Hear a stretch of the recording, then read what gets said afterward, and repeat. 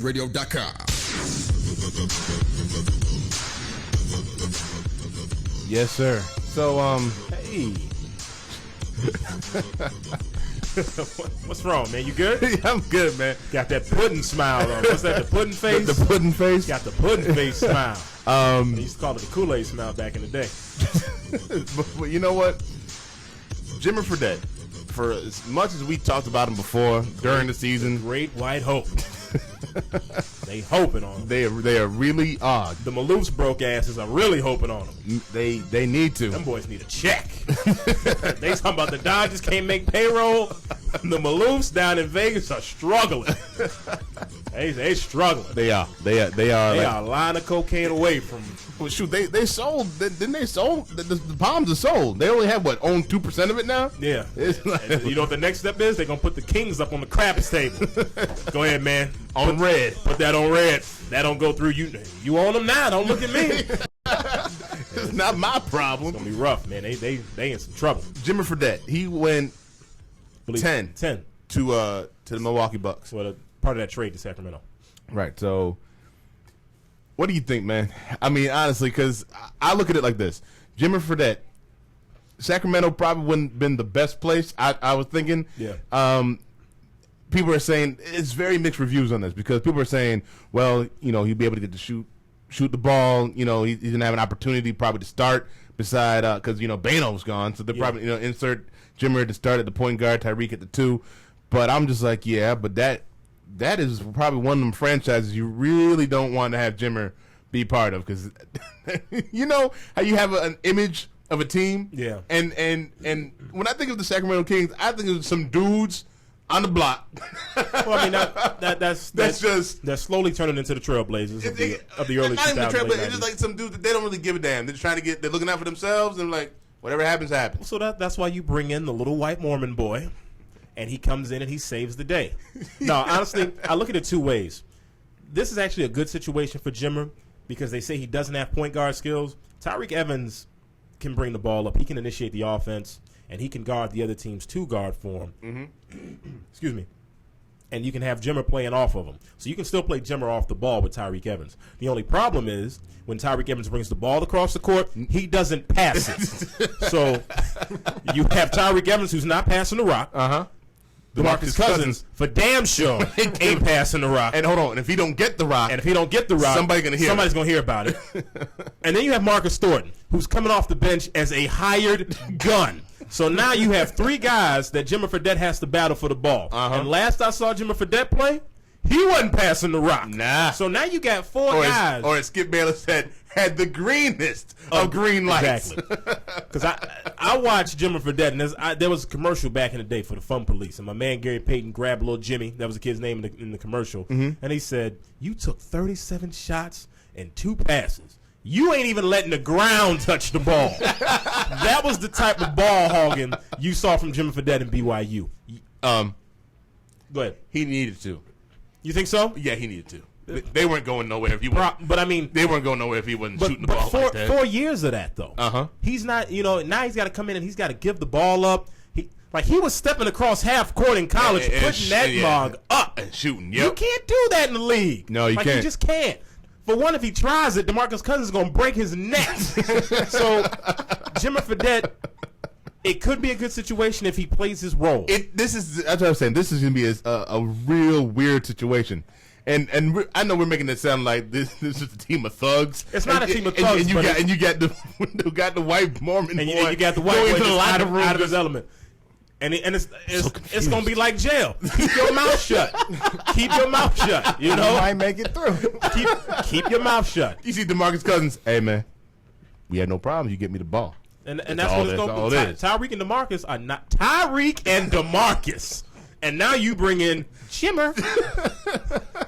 That's balanced, though. That is. That's balanced. That's balanced. That's make sure nobody has felonies on them throughout the course of the season. Jimmer has to be the designated driver at all times. He's the conscious. He's the character witness. That's what he is. He's the character witness. But it's going to be rough, man. He got the alibi. That's that come in, keep your mouth shut. If Jimmer Fredette can stand in the corner and shoot open jump shots, if Tyreek decides to pass, if DeMarcus Cousins decides to pass. But then he'll be all right. But here's the thing: something that I didn't notice, and I didn't watch a lot of Jimmer during the season, but I've never seen him as a spot up shooter. He's the guy that he shoots off the dribble. He can create his own basket. He's one of those guys that he needs to bounce the ball about 4 or 5 times before he gets in the rhythm. Well, the thing to let is, that bad boy fly. Like he keeps getting compared to like Redick and Steve Kerr, and he's nothing like Oh, those no. guys. Like Nothing. Jimmer Fredette, he's athletic, man. He can get to the basket. He can handle the ball. How about this? They were talking about the backwards, I guess not racism, but the whole race thing. It's like why is Jimmer Fredette surprisingly athletic? Why is he Deceptively quick? I'm like, you have to be some kind of athlete, can't have some kind of quickness to lead the country in scoring. I'm like, that's a good point. You know what I remember?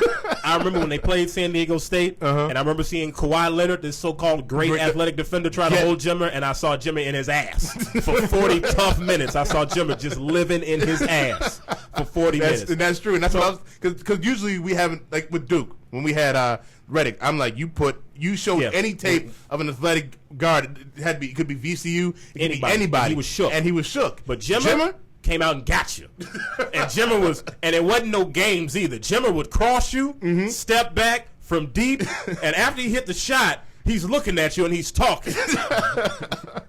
Let him pull that in practice in Sacramento. His jaw is going to be on the floor because DeMarcus is going to swing on him. So be careful, Jimmer.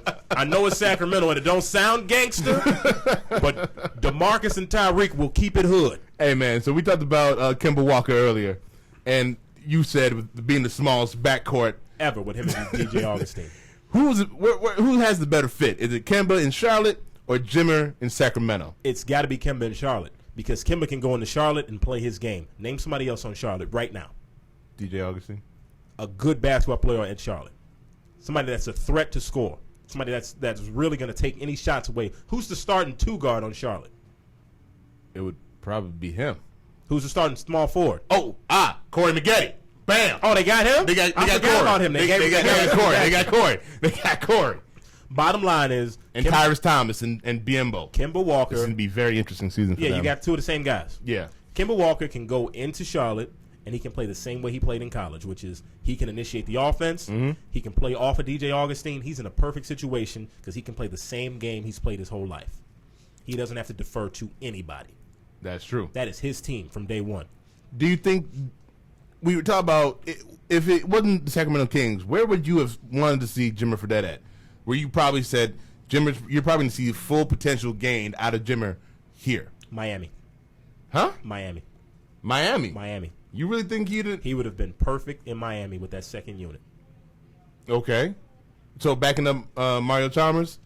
You can the thing that makes it great about Miami is he would have gone to play with willing passers, and let's be real, Jimmer Fredette can straight up shoot the rock. Mm-hmm. Miami would have been the perfect situation for him.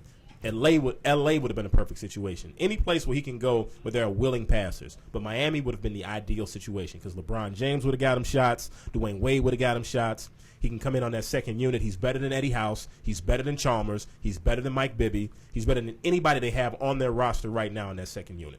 He's better than Mike Miller. He would have been perfect in Miami. I feel you on that. And they're athletic enough on defense to where they can hide his defense. They can hide his mistakes. Right. No, most definitely, because they're not. Because that's the thing that's been tripping me out. Everyone's talking about his defense. I'm like, I really don't know anybody that's great on defense. That's the thing. The NBA, if you are a bad defender, you will be exposed. Steve Nash is an awful defender. Carlos Boozer is an awful defender. Jimmer Fredette in college was an awful defender. And you can tell Carlos Boozer is an awful defender because you know why? Every time you look and you see a basket getting scored, you know it's on Boozer. And you know what it is? He's turning around. Hands up in the air. And where were you guys at? Anytime Nash is matched up against a point guard, he got dominated against a quality point guard. Right. So everybody in the NBA can defend. Some are better than others, but then if you're an awful defender, you will get exposed. But Jimmer would have been perfect in Miami. When we come back, been waiting for this. Go ahead. The top 5. Oh, yeah? Top five players. Because, a lockout is coming. I don't care what nobody says. A lockout is coming. These are going to be the top 5 players who might be like Shawn Kemp in the last lockout. Who are your top 5 players? You got 5, Beezy? I don't got 5. Man, you can. I'm gonna Google something. Yeah. I got 2 Google I'm about phones. to say, Here. you got 2 beautiful Android handsets there. Who is most likely to come back after a lockout just out of shape? Just wrong. Just wow, what happened to you? It's all coming up next. It's a booth with Big Matt and Jay Lee. ChicagolandSportsRadio.com, sponsored by Android.